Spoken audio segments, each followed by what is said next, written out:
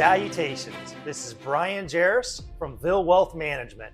In today's video, we're going to discuss whether your index fund avoids concentration risk. I've run financial planning at two top private banks for the past 20 years. I'm looking to share what I've learned and help you avoid costly mistakes. Now, Vil Wealth videos are meant to be educational only, so if you need customized advice tailored for your situation, please reach out to me at vilwealth.com. So is the S&P 500 still a good investment?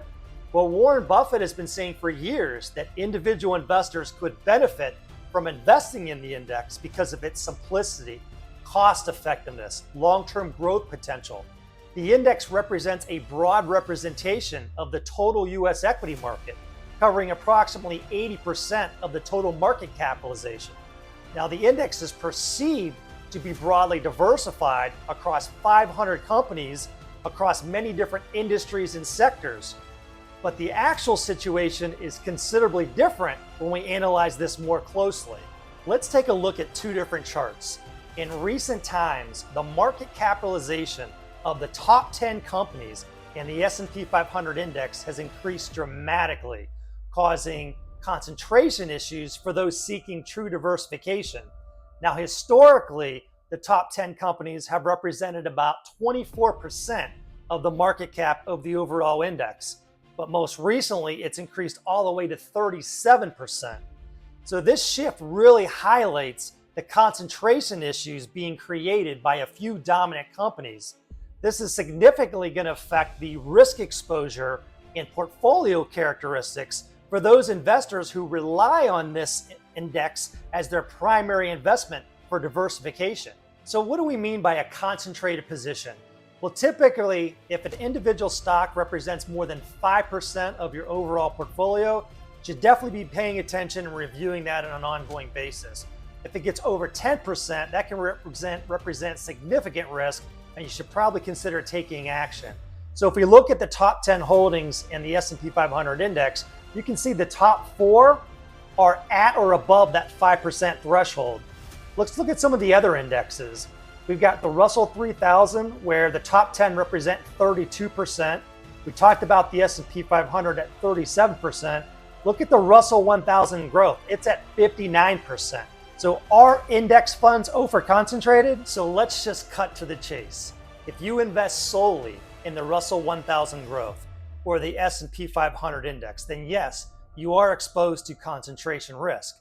But if however, you invest across multiple indexes, across multiple asset classes, like we do at Vil Wealth Management, then you significantly reduce that overall concentration risk. So let's take a look at NVIDIA.